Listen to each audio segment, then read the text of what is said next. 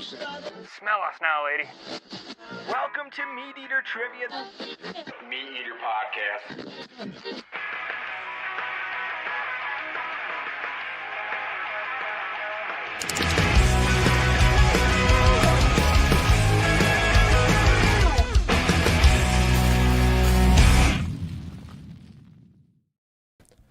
Welcome to MeatEater Radio Live. It's 11 a.m. Mountain Time.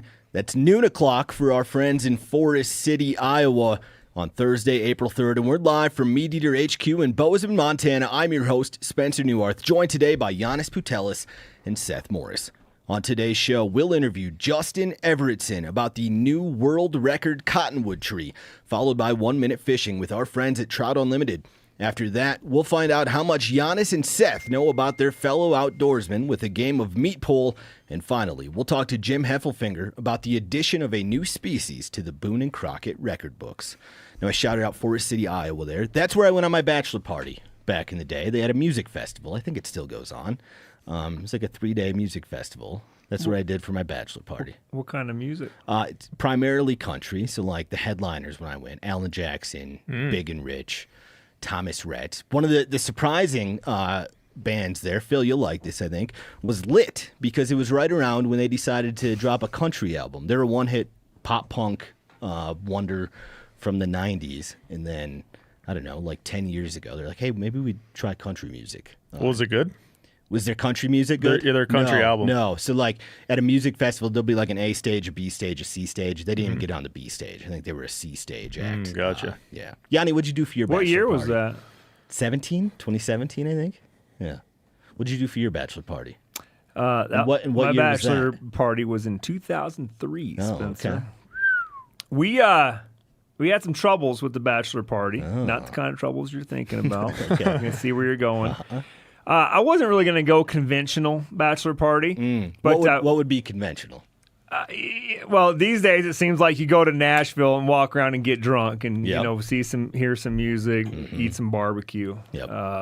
And I don't know, you probably hit on gals even though Okay. you're not supposed to be. Not That's for my you, guess. though. Yeah. No, we got married at my wife's parents' house, which is in Morehead City, North Carolina.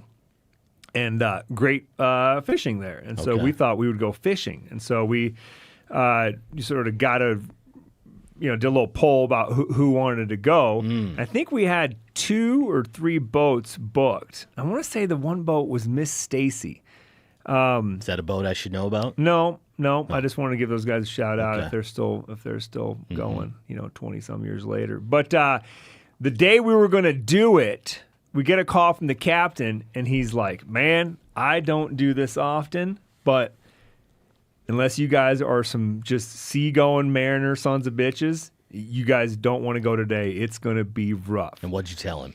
And we were like, "You're right." I'm like, the only person that'd probably be fine would be my wife. So that was another way we weren't going to go traditional. It was going to be just like a group kind of a party thing, And so I had cousins, friends, a lot of people in town. And he's like, "All right, good call." And I'm like, "Well, let's try to do it afterwards." In a couple days after the wedding, excuse me. And sure enough, that night that we canceled, we end up at a bar doing some more traditional type stuff, which is just a bunch of people hanging out, playing pool and drinking. Sure. And we run into a mate that was going to be on one of those charter boats. And he's like, "Man, everybody canceled, but me and a couple of the captains went out. Holy shit, we crushed them." Of course, He's like, "Man, it was so bad." He's like, "I almost got sick." Crush what? Mostly dolphin. Okay. If I remember right, I don't know what else they call it. It's mostly dolphin. But we had a smaller group, just one boat, go out on the Miss Stacy like 2 or 3 days after the wedding, people that were still in town. And we did pretty good too, enough to have, everybody went home with a small cooler full of dolphin. Seth, what'd you do on your bachelor party? I didn't really have a bachelor party. Well, there was like a sort of kind of a low-key party at your house. Yeah, there was. It was like Chester was making beer brats. Yeah, it was just like a little get-together in the evening. I don't even remember exactly when it was. But it wasn't like some, monumental bachelor party thing. I remember standing around your walleye boat a lot, though. Yeah. Yeah. We should throw you a bachelor party.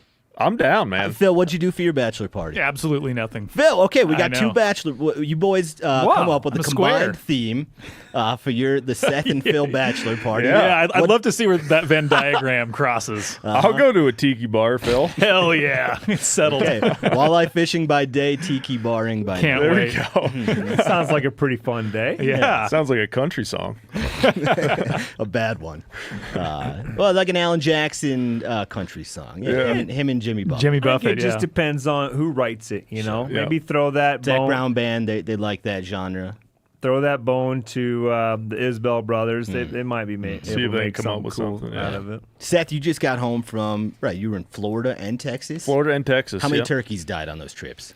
2 in Florida, me and my wife, and then 3 died in Texas. Okay. Steve got 2, and we were down there with Luke Combs, and he got 1. So you pulled the trigger once. I pulled the trigger once, yep. How was Florida? What were you hunting, Easterns or Osceola there? Osceola. Okay. Yep.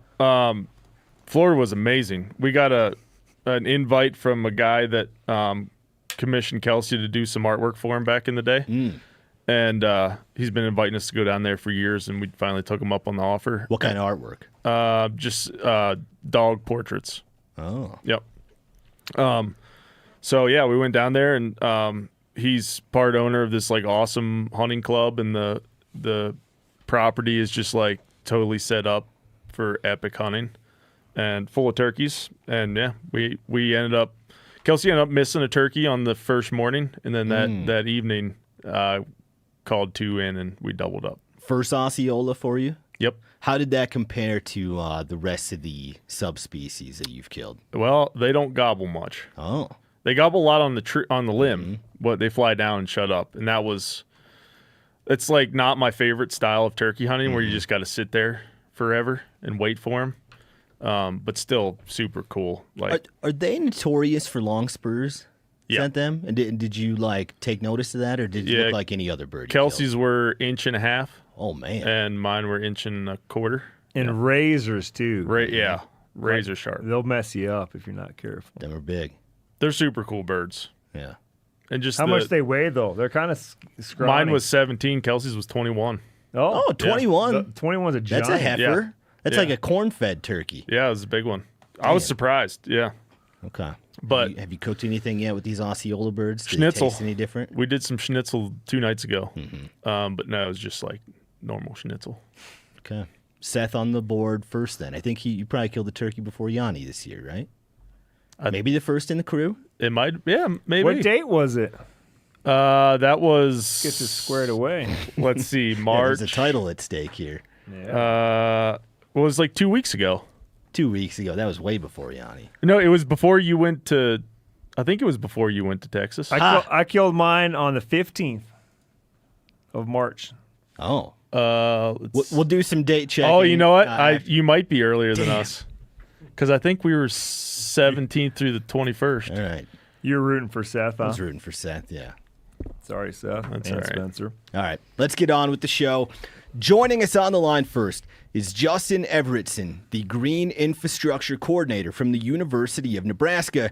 He's here to talk about the new world record Cottonwood that hails from the Cornhusker State. Justin, welcome to the show. Yeah, hi guys. Thanks for having me. First thing, tell us about Nebraska's relationship with cottonwood trees. Well, yeah, you can probably imagine Nebraska doesn't have a lot of trees, or it didn't at settlement. About 3% forested. We're mostly a prairie state, but the cottonwood was a prominent tree growing across Nebraska, even at the time of settlement. It was a tree that would grow anywhere there was a little moisture, especially along streams or low wet areas. And it was highly revered by both the native populations out here and the early pioneers. So it was kind of Nebraska's favorite or most common tree since the time of settlement. That's changed quite a bit with the advent of agriculture out here, and we don't see as many cottonwoods as we used to have. But it is our state tree. It's the state tree of Nebraska. I think also Kansas and Wyoming, and part of that has to do with the fact that we lost a lot of our American elm trees, which used to be our state tree. That was from a disease in the 60s and 70s. So we just said, hey, how about our good old native cottonwood? I like it. Now, earlier this year, it was announced that a Cottonwood there is the new national champion tree. How did that come to be, and who keeps track of these records?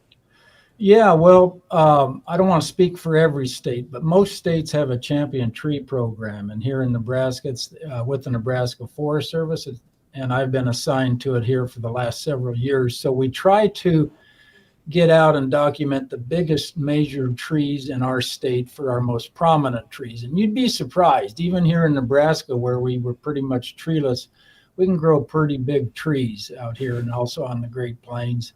So we try to keep track of our champion trees, the most common ones. And then there's a national champion tree program too, and anybody could look that up, the National Register of Big Trees.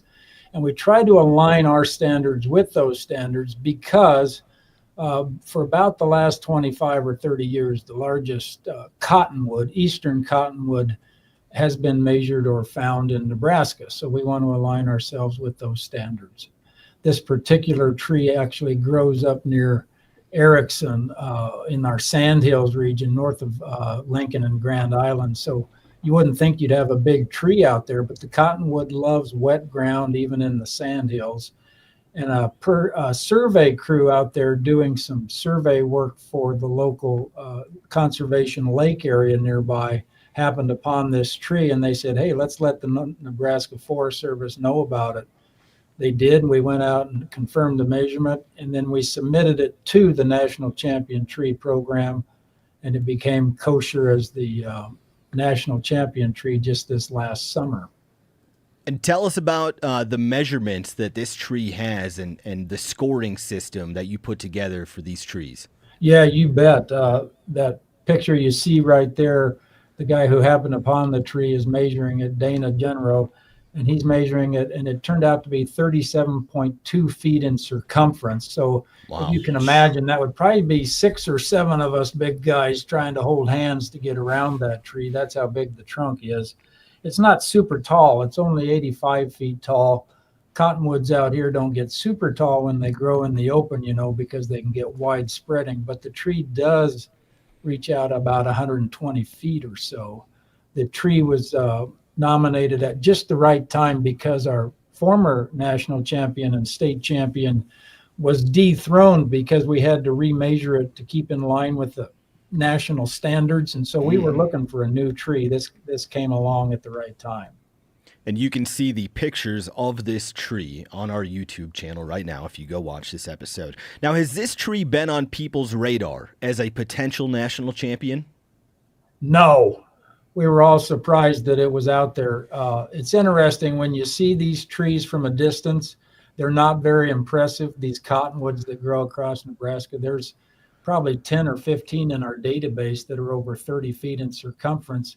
And you don't really notice them from a difference, but when you get up close to them, maybe 100 yards away or so, you go, uh-oh, that's a big tree. And that's kind of what happened here. They were on the side of the lake that doesn't get a lot of foot traffic, so it had escaped notice for a lot of years. And to be quite honest with you, I'm a big tree hunter. I'm not a game hunter. I'm a big tree hunter. And we don't even see the biggest of our trees as often as you might think. So how old do you think this tree is?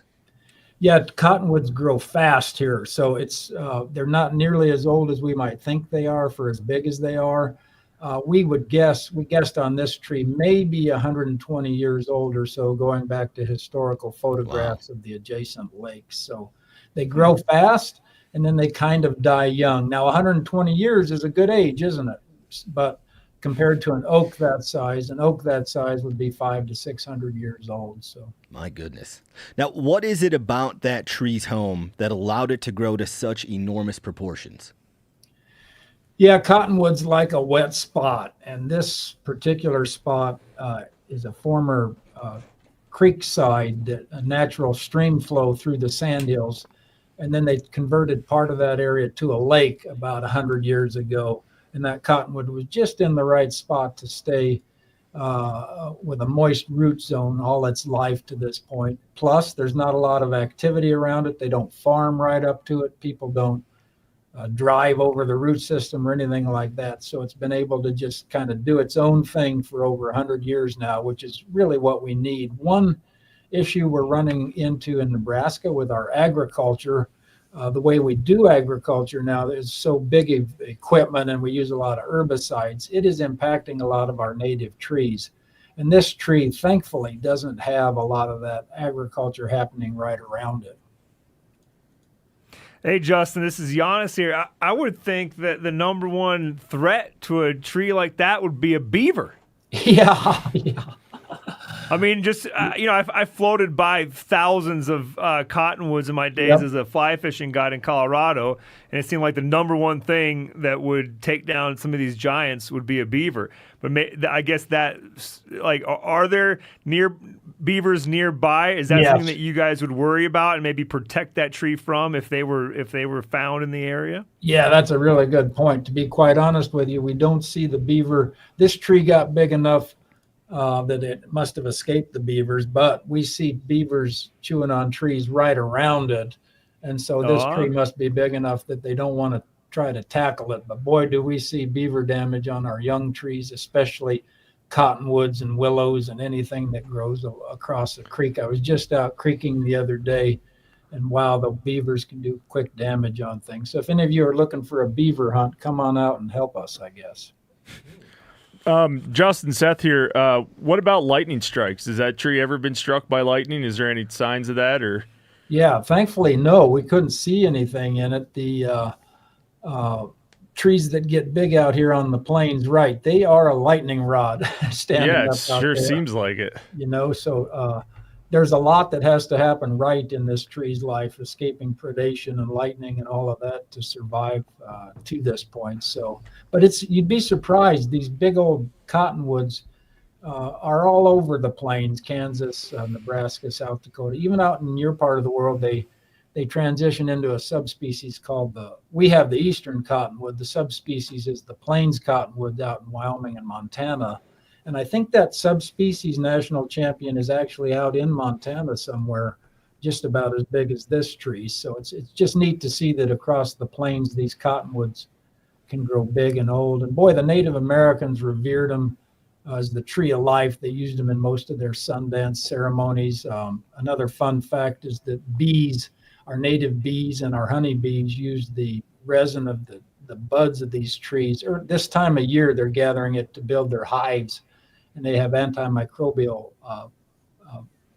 possibilities there. And so that's kind of a main ingredient in the balm of Gilead, and early settlers used that as kind of a antimicrobial salve for different things. So yeah, the cottonwood, wow, it's a tree of the plains, and we're happy it's out here. So at this age and size, what kind of threats do exist for that tree?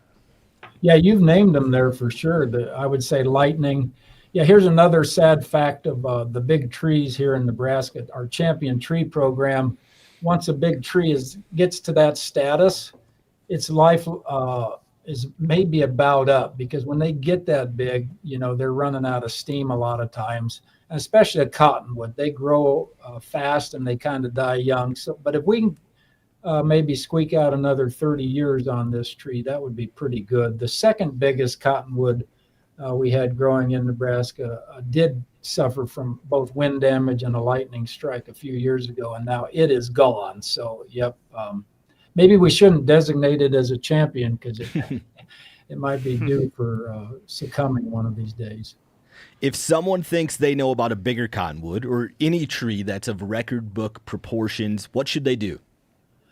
Yeah, it depends on the state you're in. Most states do have a champion tree program, and they're happy to, and it's often with the state forest agency or their university system.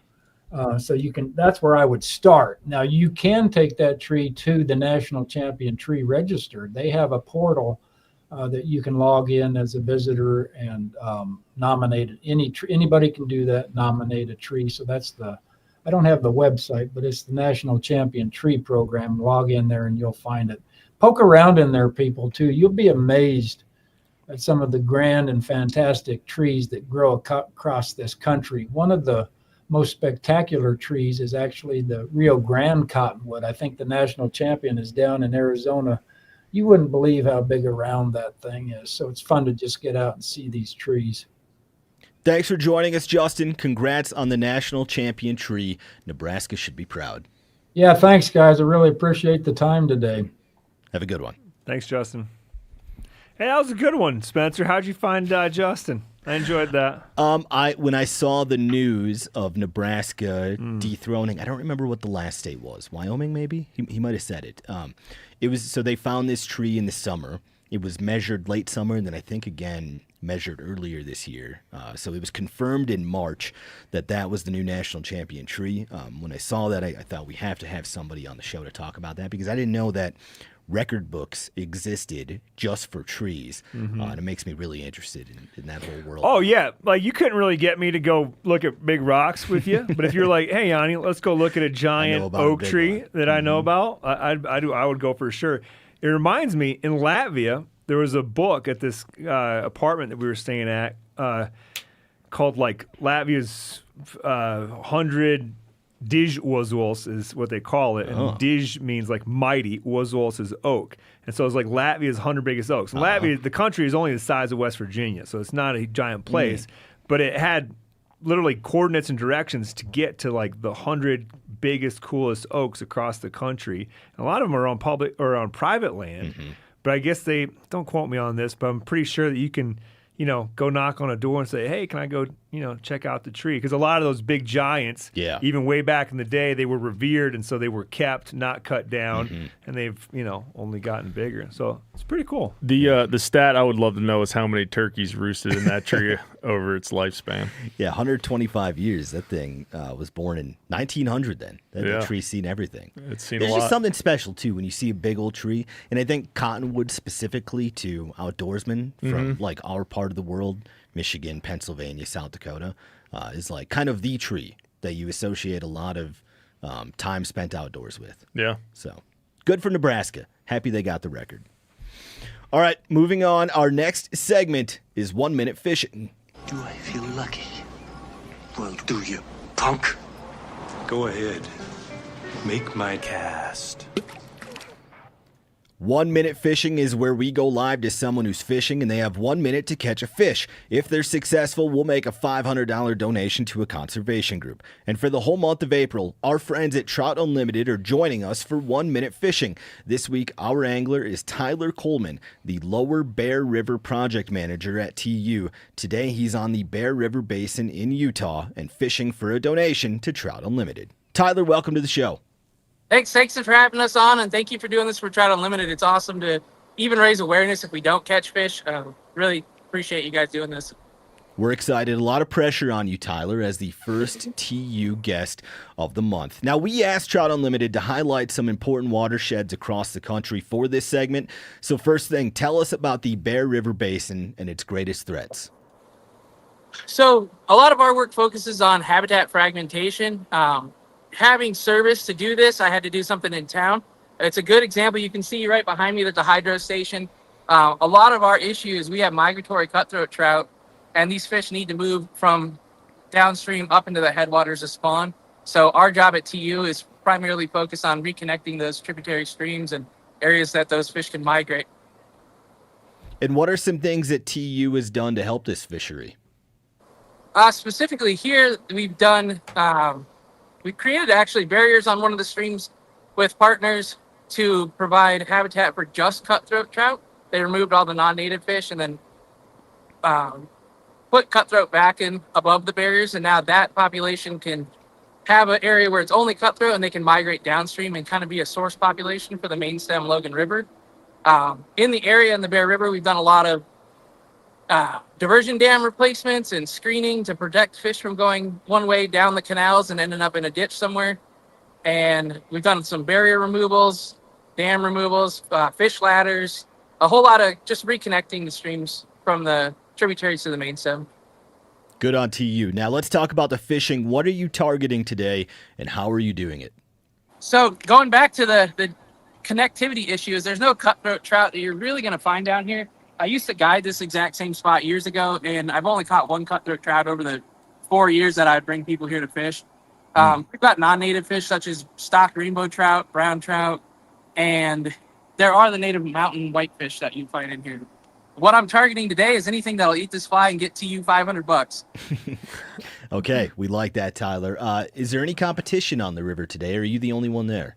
There's 2 guys right there spin fishing, and there's a couple people fly fishing downstream. So I got to a spot to hold it. Didn't think I would need to on a day like this, but the sun's shining, midges are popping off, so we got one rainbow under my belt right before we answered the call, just checking the weight. Oh. We'll see if we can find another. One rainbow. And how many casts was it to get that one rainbow? Too many. Too many. Okay. So you're not optimistic about catching a fish in 1 minute then? Is that what you're saying? I'm always optimistic. Okay. Well, Tyler, your 1 minute of fishing starts as soon as you make that first cast. Go at it. All righty, let me get out there. Tyler is now wading into the stream. This looks like the perfect place to pick up a whitefish or a rainbow, and he's made his first cast. Oh, yeah. He's already sticking it. He's drifting. Yeah, I'm surprised. A beautiful hole like that, the beautiful sunny day, no one else is out there. Yeah. Tyler, you're 15 seconds in. There's got to be fish stacked up there, don't you think? You would think so.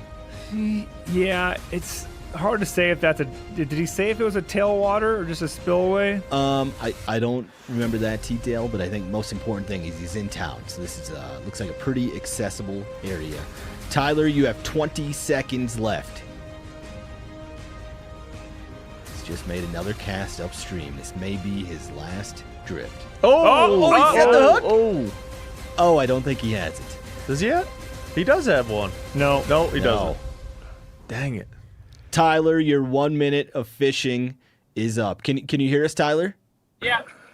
Did you have a hook set there? What happened? What was that? Did you have a hook set there? I think it was a rock. Oh. We'll call it a fish for the sake, though. Yeah, there you go. Just lie to us next time. All right, Tyler. Well, no $500 donation to TU this week, but we're going to try again next episode. Thank you for joining us. Yeah, thank you for having us and help raising awareness for what Trout Unlimited does. We really appreciate it. Hell yeah. Have a good one, Tyler. Thanks, Tyler. Thanks, Tyler. All right, let's take a break. I would have liked to have known what flies he was drifting. What do you think he was?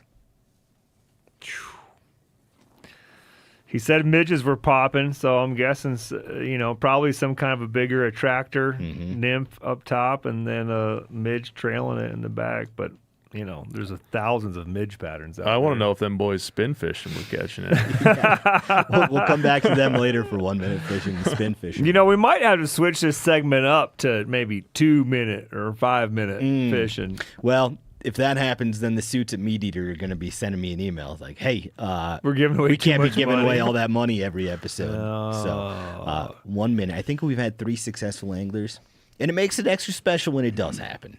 Yeah. Yanni, you were one of them. You were one of the successful anglers. All right. You were chumming that water down in Louisiana. Yep. No, that was fishing in a barrel for sure. Yeah, that could have been 10-second fishing that time. All right, let's take a break for some listener feedback. Phil, what's the chat have to say? We've got Leland writing in asking, question for Spencer, when can we expect more MeatEater kids, and why the long delays, breaks, and episode drops? So I'll pipe in first as the part of the podcast team. That show, despite its relatively short runtime, does take a lot of teamwork and resources around here. You've got Steve having to write a script for his bit, Spencer writing trivia for kids, Corinne and crew working on Guess That Critter. Even though it's kind of like a short, bite-sized show, it is a lot of work and it's a labor of love. But also, we don't really want to I almost use kind of like a very dirty term. I'm not gonna do that. But we don't want to. Now it's stuck in my head. It's good to space the shows out. There you go. Is what I'm trying to get to, and kind of eventize them as seasons get people excited. Because I think if that were a weekly show, I think people would be excited about it for a while, and then it might get kind of dull. So yeah, but a lot of scheduling, a lot of people involved to put it together. Our plan right now, and this could change, is to drop 2 seasons of MeatEater Kids each year. One in the summer, kind of right when kids get out of school, and then the other around Christmas break. So it spreads them out about 6 months from each other. Expect that next one, Leland, sometime between like Memorial Day and 4th of July. We're going to have 5 new episodes for you. Beginning of June. I think I can officially say it. June is the next season of MeatEater Kids, so keep an eye out for that. There you go. Tell little Leland more MeatEater Kids is on the way.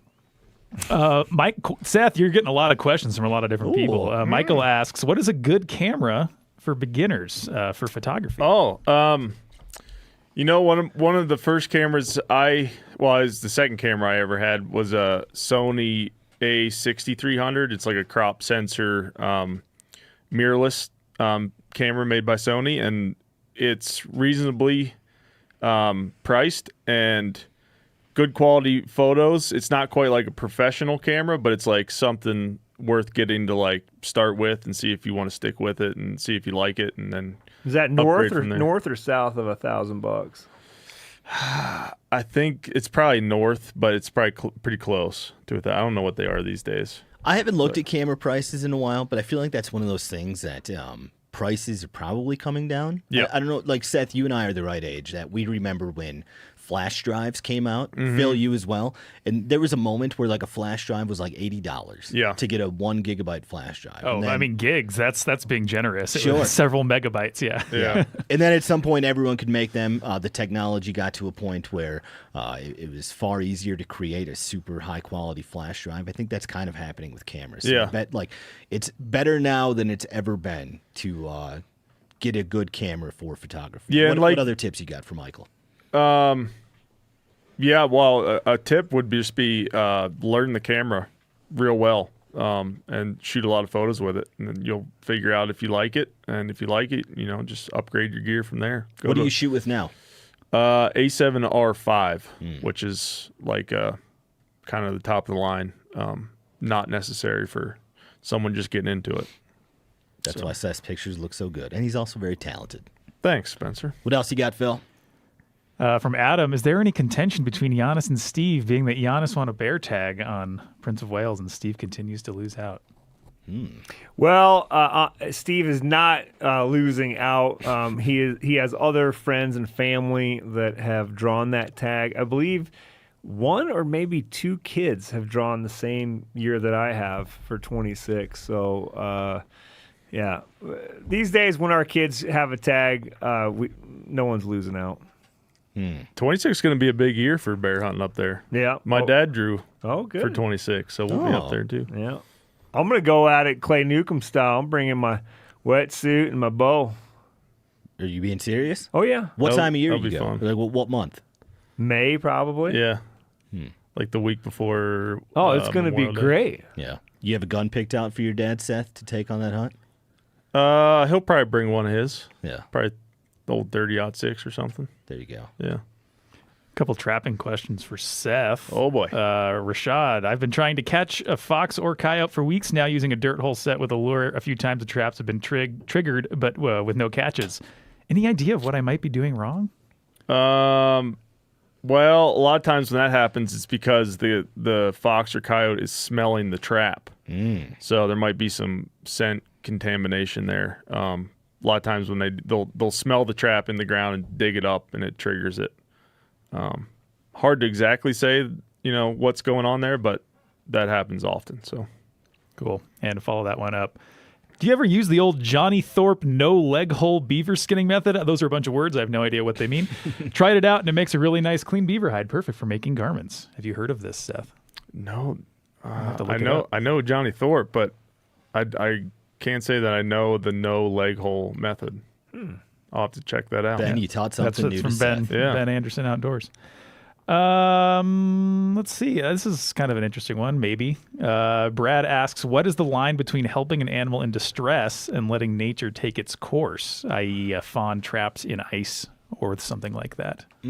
You guys have any opinions on that? I would say know what's legal, Brad. In that situation, your best bet is probably to track down a game warden and just use your judgment. If your gut tells you that you should put that thing out of its misery, then that's probably what you should do. I don't know that I've been in that situation a lot. There was I hit a doe with my pickup one time, had to cut its throat. But like putting animals out of their misery. Haven't encountered but that's it not a exactly whole lot. what Brad asked. Right. He's asking about just helping an animal in distress versus letting it continue to be distressed. Have you ever had that happen where you had to go, I'm going to do air quotes for save because I lean on the side of kind of letting nature do its thing. I was deer hunting in eastern Montana one time, and I saw an owl in a barbed wire fence that was still alive. And so I went and cut the fence. I couldn't get a hold of the landowner at that time, but I made the call that I was going to try to help it. So I got a wire cutter out of my pickup, cut the fence, put it in a tote, tracked down the right people to give that to. There's like a raptor association. Had to go do a handoff to someone else an hour away. They took that raptor, they got it to a rehab facility. It died a week later. So it was disappointing that was the outcome, but encouraging that that exists for animals in that exact situation. So I did my best at that time. I sacrificed some hunting to make that happen, and then weirdly, because I had to go way out of my way to do this handoff on my way back, I saw some deer entering a guy's field, got a hold of the landowner, got permission. A half hour later, I killed a big old 4x4. So it was the nature did me right on that hunt. Mm-hmm. Yeah. You guys ever help or kill an animal that was in distress? Yeah, I did the same thing with hitting a deer with my truck one time. How'd you kill it? 22. Yeah. I don't know. I feel like if it's like a man-made issue, sure, it's, I don't know. In my mind, it might not be the right thing or legal thing to do, but I don't know. Yeah. It's tough watching a deer struggle along the road, you know? Oh, for sure. But now if a young fawn's getting taken down by a pack of coyotes, let it go. Yeah, let it go. I mean, if it's nature, let nature do its thing. That's the name of the game. To put a bow on that story, I did get a hold of the rancher later on whose fence I cut, told him what happened. It's like, hey, I'll go back and fix it. And he's like, nope, don't worry about it. Thanks for telling me. Good on you for doing the right thing. So it all worked out, except for the owl. All right, moving on. Our next segment is Meat Poll. I said, show me your meat, boys, and take my poll. Welcome to MeatEater Radio. I got a game to play. Wow, that's great, Phil. Meat Poll is a test of how much you know about your fellow hunters and anglers. I surveyed 500 MeatEater listeners about the outdoors. Your job is to predict their answers. There are 3 questions. Whoever is closest to the correct answer between Janis and Seth gets a point. Whoever gets 2 points will be the winner. And everyone in the chat should play along as well, because Phil is going to watch your answers and then give a shout out to whoever is closest. I feel like I'm a good, above average trivia player. Quite the opposite here with Meat Poll. You're not an average Joe, Yanni. You're too disconnected from these 500 listeners we're talking to. Maybe that's what we learned. Could be. Let's see how you do on today's questions. The first one is, what percentage of MeatEater listeners have gotten lost in the woods to the point where they were scared? This is so subjective because they have to be humble enough to admit this. I'll admit, I got lost to the point where I was scared before. Have you boys had that happen to you? Yeah. Between the ages of 12 and 47, has it happened once? Yes. Yeah. Twice? Yes. Okay, well, apply that logic to the folks who are answering this question. What percentage of MeatEater listeners have gotten lost in the woods to the point where they were scared? What was the worst that you ever got lost and scared, Yanni? Oh, geez. It was probably, my dad and I had quite the moment the other day. We just did it via text. The other day? Yeah, a couple days ago. Mm-hmm. I was thinking about a podcast idea I have, and that got me to thinking that I'd never really properly thanked my dad for taking me hunting as a young man. Oh, okay. So I just shot him a text saying thanks. And he replied with, "Hey, you're welcome.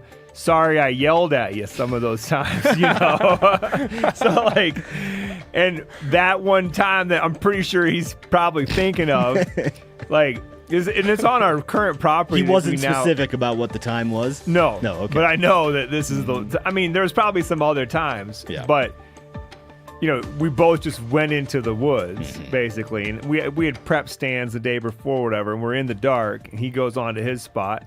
And it was one of those things where he kind of dropped me off, and I was just going to walk right 50 yards and right to my tree. Well, like an hour later, I'm just stumbling around in the oak leaves, crunching around, my flashlight going everywhere, and out of the just pitch black, quiet, still, pre-dawn nightness. I can't remember the exact expletives in the sentence, but it was basically like, It was yelling. "Just sit down and wait for it to get light." And I'm like, oh yeah, that's a good idea. Okay. And of course, when it got light, I could see my tree stand. A little lost and a little scared that time. Yeah. The most scared I ever got was I was in college. I was mushroom hunting along the Missouri River, and it was getting dark, and it was just like a totally monotonous forest of every tree looked the same. The ground was totally flat, and at some point I didn't know where I was or how to get back to the road and my pickup, and this was before OnX was there, before cell signal had so much coverage, but I could get out a phone call if I needed to. And so my plan was, once I was lost for like a good hour, I was going to call one of my buddies, have him drive like an hour to the road because he would know where I was at, and then have him honk the horn. And I thought that would guide me out of the woods. Luckily, right before I got to that point, I made it out okay. And it wasn't that serious, but I was concerned enough where I was coming up with ideas of how to get out of there. You were like right around 20? Yeah, I was probably a freshman or sophomore in college. Yeah. I got lost one time coon hunting when I was in high school. I think it was in high school. At night? At night, had like a mag light, and that's it. And I, by accident, after several hours, accidentally stumbled into my house. Is that where you left from, was your house? No. Oh. That's good. Yeah. Okay. You were a little scared, I imagine. I don't remember if I was scared or not, but probably. I don't know. All right. Yanni and Seth have their answer for what percentage I'm of watching the room there online, and their numbers are a lot lower than mine. So what percentage of listeners have gotten lost in the woods to the point where they were scared? Go ahead and reveal your answers. What? We have Yanni saying 87%, and we have Seth saying 11%. The correct answer is 39.1%. I think that means Seth gets that first point.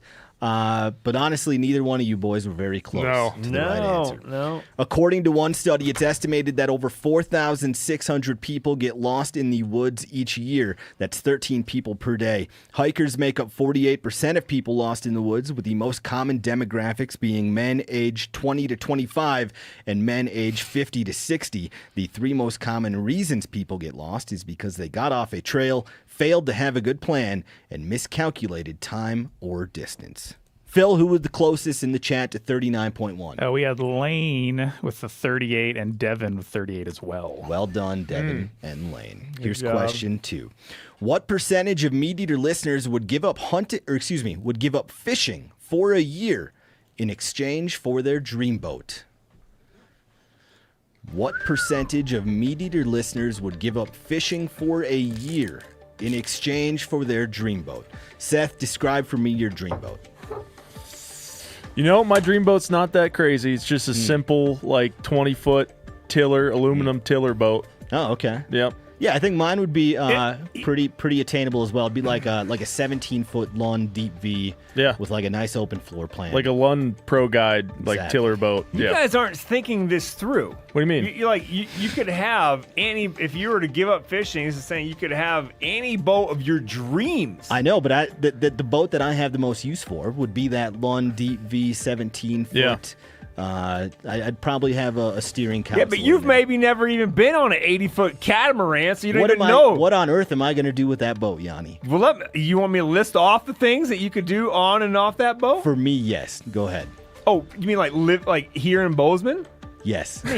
You could put it out on Canyon Ferry and have great big parties on it. Okay. Maybe not my dream boat. Go and dive and. What's your dream boat then? Since me and Seth, I would have to we're think. wrong. I would have to think about it a little bit. I don't, but it wouldn't be no, whatever $50,000 boat you guys are talking. Oh yeah, about. a landing craft would also be nice for up in Alaska. See, now you go. Seth's starting to think a little bit. So, what percentage of listeners would give up fishing for a year in exchange for their dream boat? Seth, would you do it? Yeah, I probably would. Yeah. Oh Yanni, my would you gosh, of course. Yeah, I would do it too. Yeah. Well, there's some data for you boys. You know, I'm three gonna of us. raise my okay. number. Yeah, but it Three of didn't us. work for the last question. All three of us have been lost and scared in the woods. Yeah, I guess that's a good point. You guys have an answer? Yep. Go ahead and reveal your answers. Okay, we have Yanni saying 87%. Same number as last time. And Seth saying 80%. And you boys are in the right neighborhood this time. The correct answer is 75.1, giving Seth the second point and the victory. According to one study, the quintessential boat owner in America is as described. They are a suburban white man, age 54, with an above-average income. But that same study shows a shift since COVID towards boat owners who are younger and more diverse. Phil, who was the closest in the chat? We had Cody with 75. He's right there. 0.1% off. Well done, Cody. All right, question 3. We're going to see if Seth can shut out Yanni, make him go streaking around the building, as is tradition when you get skunked. What percentage of MeatEater listeners think they're a better hunter than their dad? Yanni, who just had some very honest conversations with his dad about thanking him for hunting, and then Papa Giannis apologized for yelling at Yanni. Do you think you're a better hunter than Papa Yanni? Yes, and he would agree. He would tell you that. All right, Seth, how about you? Yeah. Yeah. He would agree too. Yeah, me too. You too? There's some more data for you guys. You know that the data has not been helping this game. Corey, what about you? Oh, yeah, way better. Yeah. better hunter, better fisherman, better golfer. But I have him to thank for all that. There you go. Yeah, that's true. Again, what percentage of MeatEater listeners think they're a better hunter than their dad? Wow, the chat is stoked you guys are participating to this level. You're keeping Phil busy over there. Yeah. Yeah. Lots of numbers. A lot to sift through. What percentage of listeners think they're a better hunter than their dad? Are you boys ready? Yep. Go ahead and reveal your answers. We have Yanni saying 76%. Seth is saying 97.2%.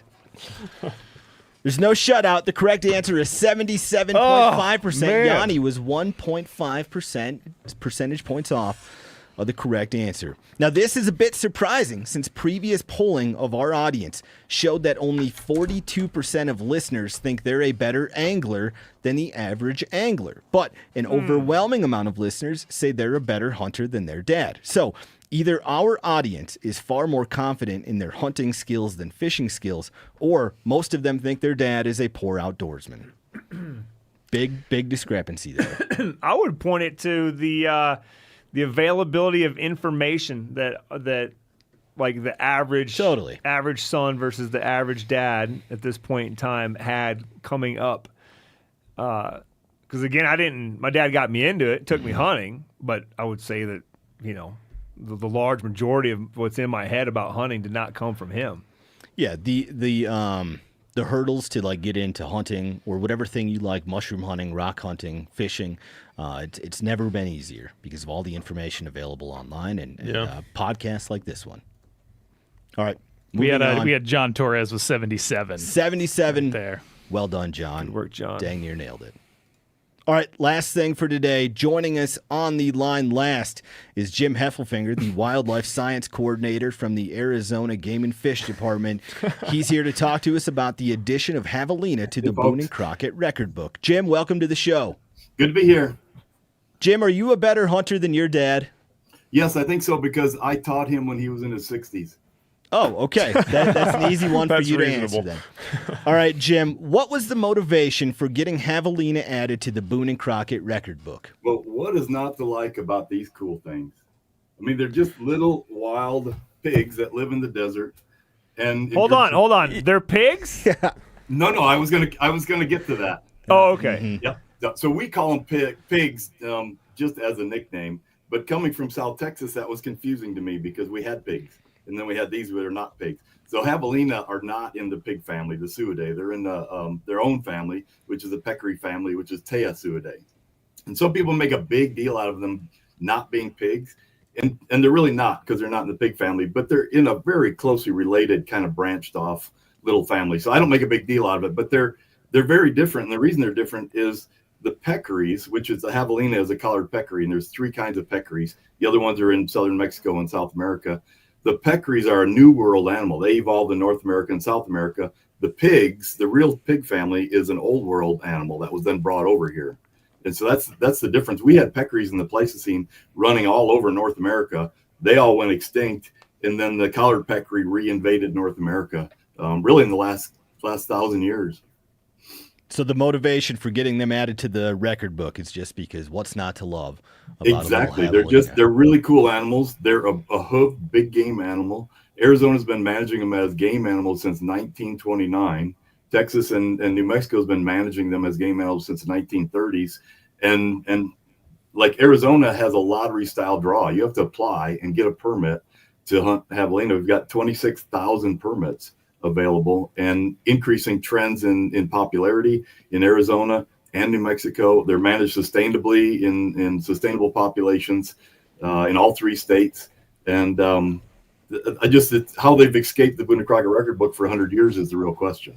Yeah, and it was announced in December that Boone and Crockett would start tracking Havelina records after a unanimous vote. What was the process like in getting them on board?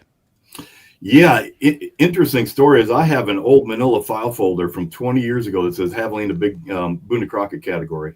And I became a professional member in Boone and Crockett, started going to meetings and meetings of Boone and Crockett people. And I asked them that question, why is Havelina not in the record books? And I just got kind of a collective shoulder shrug, like, I don't know. And I was really passionate about making that happening, but there was no like momentum. I just kind of ran out of, I wasn't getting any traction anywhere with anybody. And so I started raising a family and doing my job. And it was last year that Nicole Tapman from New Mexico Game and Fish called me and said, hey, would you write a letter to support putting Havelina as a new record book category? And I said, write a letter? I'm clearing my calendar. I mean, let's get to work. Let's start working on this. And so we enlisted a couple people from Mexico who have an interest in this, 3 people from Texas, Nicole from New Mexico, me from Arizona, and we all came together as a team, and we wrote this proposal that was presented to the Boone and Crockett Records Committee. Nicole's a member of the Records Committee. I'm kind of a recent member of the Records Committee, and I have a little asterisk by my name because I'm not an official measurer. But we were in the Records Book Committee meetings, and we put together, first of all, we just put together some rudimentary information. We brought that to the Records Committee, and we said, we'd like to do this. There's good reason to do it. What we'd like from you is just to invite us to come back with a full proposal. And they did that. They were interested enough. They said, let's see what you got. So we spent 6 months or so, and we came back with a full proposal. And some of the members of the Records Committee that have been there for decades said they have never seen a more researched and well put together proposal. And it was just really an overwhelming success. Everybody saw the information we brought to bear and agreed that it was a pretty good idea. So they approved it in December, and now we're in the phase of implementing, kind of rolling it out and getting it set up. Well, you must have done a good job because, again, it was unanimously approved by Boone and Crockett. Now let's talk about scoring them. What measurements are taken on a Havelina? Yeah, it's going to be, we want to keep things simple. We don't want something different for this kind of animal. So it's just length plus width like we do for bears and mountain lions. And you can see in the background there is the Arizona record book. So Arizona's had a record book since 1970 in keeping track of length plus width of the skull. Texas has had a record book since 2010. New Mexico just uses SEI scoring. They don't have their state record book. So we have a huge body of information to guide us in how to measure them and what the minimum score might be. The one quirk was that all of those Arizona records, if you can see in the picture, the incisors hang out a little bit farther than the skull bone itself. Boone and Crockett always includes the teeth with lions and bears. The historical Arizona Havelina records did not include those incisors, just the skull itself.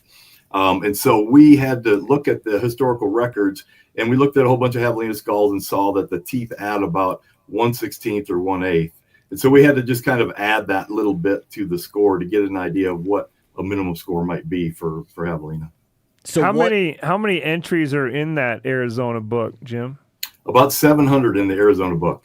And the minimum score, it started out, this is the 1970s book. It started out with the minimum score, and this is all species. This is our state record book. Started out with a minimum score of like 13 and something. It's been 14. This is our current book of all species. It's been 14 inches for a long time.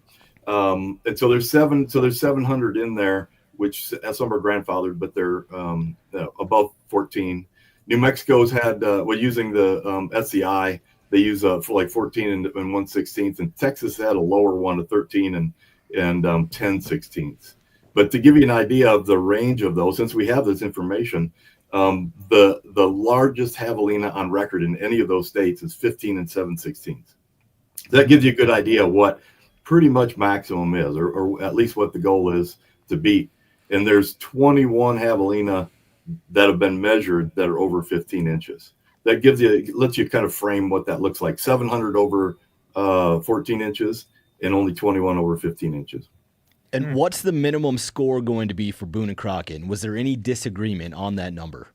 Not disagreement, just a lot of discussion, and that's not finalized yet. So they're talking about that now. But having all of this data set for a new animal is so valuable because we can look at that and we could even do some little diagrams and say, well, if it's set at this limit, how many can we expect? And can we expect a lot, over that amount? So it gives us that kind of basis information. But one important thing is we don't take all those records out of Texas and Arizona and throw them into Boone and Crockett record book. Every skull will have to be measured by a Boone and Crockett official measurer. And so obviously all of those won't be in the Boone and Crockett record, but anybody that's got a big skull laying around, they can measure it themselves with length plus width and just see where they are in relation to some of these numbers we're talking about. And then when this goes live, find an official measurer if you think it's close and can get it measured. So any skull people have can be brought in, just like now if you find an old cow's whitetail in Grandpa's attic, you can enter it. Do you have any advice for hunters on how they can best field judge a Boone or Javelina? That's not easy. It's not even really possible to tell male from female unless you get a little side shot and you see like a penis sheath. But as far as size or any other characteristics, you can't even tell the sex. And so telling skull size isn't always going to be body size. And an animal that grows up the first couple of years with not much nutrition. So there's my dad with his Havelina, 89 years old. He killed a mule deer at 90 the next year, and he's 91 now. So the thing with the skull measurement is that the big skull has to start with good nutrition the first year. So if an animal doesn't have good nutrition for the first couple of years and then gets into an ag field and gets a real fat body, it may not have a big skull. So I think what's going to be important is an animal that grows up, mother has good nutrition, that animal has good nutrition year 1, 2, 3, 4, and I think that skull is going to come along with that nutrition. So it's going to be hard to judge. It's going to be hard to field judge an animal, but it's a fun thing because Havelina are so fun to hunt. And it's a fun thing to have this little extra thing that you can go check and see if you've got a book pig. Now, Jim, what are some things you predict that we'll learn about Havelina once these records are compiled? Is there going to be some decade or year that produced an unusual amount of records? Will we realize that there's a subspecies we didn't know about? And is some county in Texas or Arizona suddenly going to be thought of as the Buffalo County of whitetails for Havelina? I don't think we'll find a different subspecies because we have enough measurements now to kind of compare that. But the Boone and Crockett record books were originally designed not so people could brag about the big animal they killed, but to document North America's big game animals. And so this is just in line with the original purpose of these record books, is to start documenting some of this biological information for Havelina. And so we may be able to look at geographic differences. I don't think we're going to see annual differences like we do in antlers that are grown every year because of what I just talked about with skulls needing that nutrition there. But we may find areas, like if you look at a soil map and compare that to Boone and Crockett whitetail entries, you see a correlation with thick, fertile soils like Buffalo County, Wisconsin, and the whole Mississippi River Valley.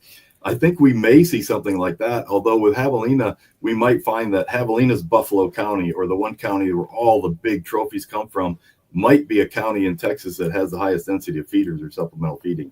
that has that nutrition. It's probably not going to be like in the middle of the Sonoran Desert where they're eating prickly pear fruits and digging for roots and things like that. Well, that's a good prediction. I think you're going to be right there, Jim. Well, thank you for joining us today, and thanks for fighting on behalf of the Javelina. I'm happy to. They're awesome. Have a good one. Thanks, Jim. Thanks, Jim. Yanni, how many Javelina have you killed? Exactly one. Okay. Have you ever measured it? I haven't, but I will tonight. Yeah, do it. Do you have calipers at home, or are you going to use a tape measure? I do have calipers. Okay. I believe in my reloading kit. You let us know what that thing's going to score. Yeah, I will. And then maybe tell Jim what it is so he can fight for the minimum to be right at that number. Mm-hmm. Yeah. There you go. All right, that brings us to the end of this week's show. Phil, let's get some final feedback from the chat. Last call for questions for the crew. I've only got a few so far, so get those rolling in. Zeb Zooms asks, who in the office is the best with their bow? I bet it is whoever shoots the most, which is maybe Janis. I don't know who the best is with their bow. I'll say you. Who would you say if not you? I don't know, Corey. Who else hunts with their bow a bunch? Logan? Logan, Logan, yeah. Dove, yeah. Logan, like last year, killed 2 or 3 big game animals with his bow. Maybe we'll find out in the future, but we'll say Logan and Janis right now, best with their bow. Cool. Jordan, question for Phil. Favorite tiki cocktail? Oh, can I guess? Have at it. Mai Tai. Incorrect. Oh, that's a good one. How about like a fruit punch with rum? Oh, rum punch. It's the same as Richard Nixon's. It's called the Navy Grog. Describe it for there's me. several different ways to make it, but it's one of the few big tiki drinks that's like kind of grapefruit forward. So it's strong rum, a different kind of strong rum, allspice dram, which is like basically what it sounds like. It's kind of like an allspice, really like warming spice syrup, or I guess it's more of a liqueur and lime juice and a bunch of other stuff in there. But it's just it's strong. It's well balanced though. And But you said there's some grapefruit in there too. Really easy to make. Yeah, fresh grapefruit juice. What would be the silver and bronze medalists for top tiki cocktail? Oh man, well as far as classics go, Planter's Punch. That's a really easy one to make. It's very simple, and then Mai Tai's up there as well. They all kind of. I mean, we went to False Idol in San Diego, Spencer, and I could tell you were kind of underwhelmed by the classic tiki drinks because a lot of them kind of taste the same. It's like a lot of lime, a lot of rum, and then some. It's the other stuff that sets the drinks apart. But I mean, every tiki bar in America has like their own sort of house menu where they get wild and that's where you can find some good hidden gems. But as far as classics go, it's the Navy Grog. Underwhelmed, but I'd say like a bad tiki drink is still a good cocktail. But I agree. What's it called? The Navy what? Navy Grog. Navy Grog. That's what we're gonna drink at you and Seth's bachelor party. Oh yeah, I'm looking forward to this, Phil. How much lime juice would you have to add to a rum and coke to turn it into a tiki drink? Well, got to get the Coke out of there first. No Coke. No Coke. No. Need more fruit. Yeah. I mean, it's there is what is a the Cuba Libre? That's like a rum and coke with lime. That's a tiki adjacent drink. Like a lot of those kind of Cuban inspired drinks are rum. Tiki drinks draw a lot of inspiration from that. If you don't want to call it a rum and coke, Yanni, if you want it to have like an upscale name, you'd call it a Cuba Libre, which is just a rum and coke with a lime wedge. Exactly. Yeah, that you squeeze in there. What else we got from the chat, Phil? I was waxing about my tiki drinks, and I haven't been reading the chat. So if you guys want to make some small talk, I'll try. Someone was asking ones. about your live stream in there. Oh yeah, the Red Dead live stream. It's going to happen in the next few months, most likely. I'm in the midst of planning it, making graphics, making overlays. I don't want it to be just me playing video games because that sucks. So I'm trying to make it fun and for even people who don't care about video games. You should have a little tiki bar during your live stream. Oh. You just sip on drinks. The light bulb just went pop. That's Randall an incredible suggestion, Seth. That's absolutely happening. Great.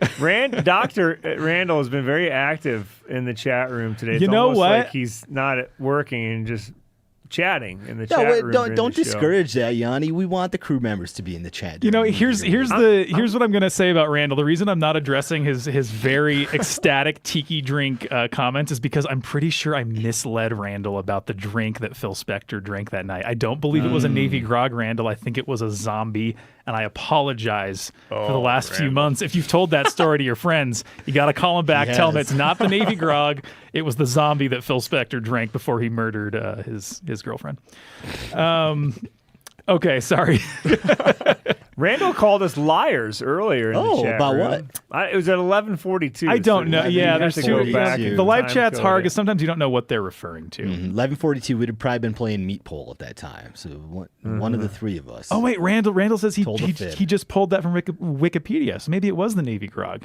There's a lot of tiki lore out there, guys. You can get lost in it, and that's where we will end the tiki talk. Okay, what else you got, Phil? Anything else from the chat? I don't know what this means, but Taylor asked, Spencer, have you ever found any Uperlite rock hounding? I have not found Uperlite. The Great Lakes region is largely unexplored for me when it comes to rock hounding, but there are a lot of aspirational fossils, gems, rocks over there that I would love to get on someday, and Uperlite is at the top of the list. I have traded some people for Uperlite, so I have Uperlite in my collection, but none that I have found yet. What about leverites?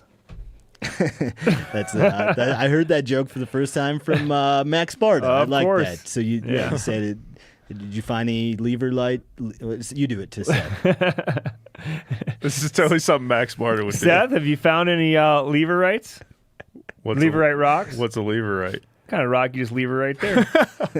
Randall said that he was referring to people lying about being scared or lost. See, yeah. Randall, it's time to update that YouTube chat room picture, buddy.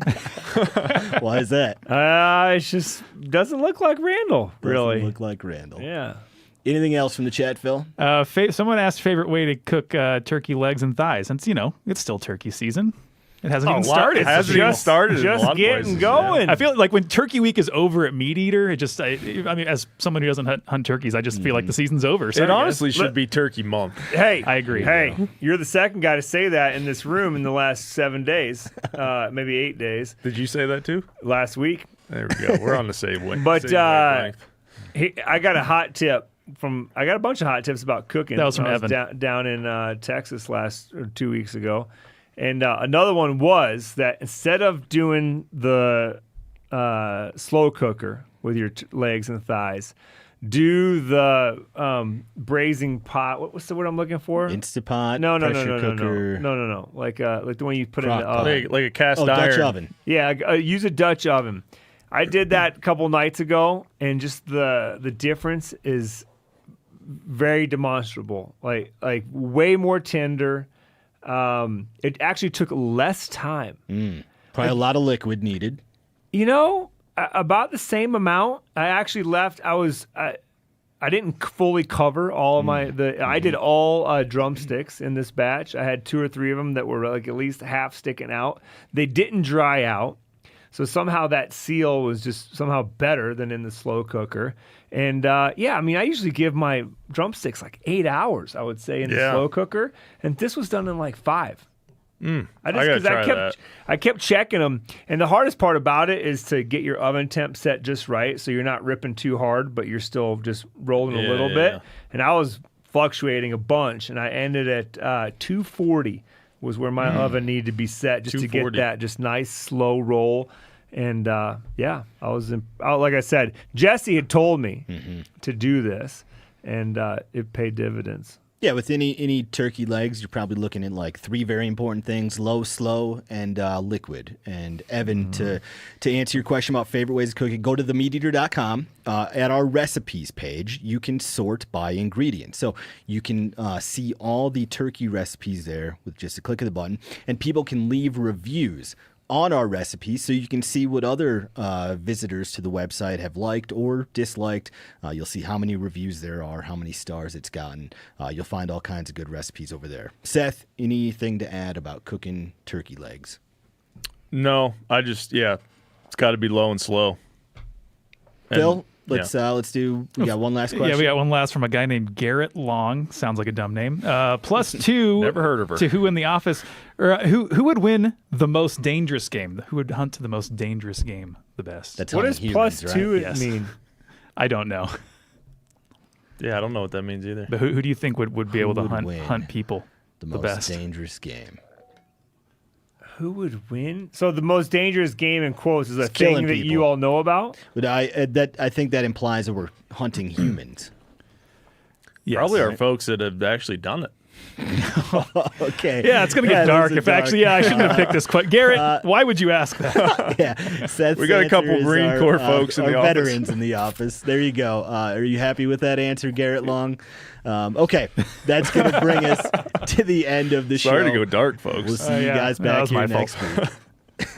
Oh wait, are we ending the show? Yeah, we're done. Oh God, sorry. Goodbye. Hold on one sec. See ya. Bye.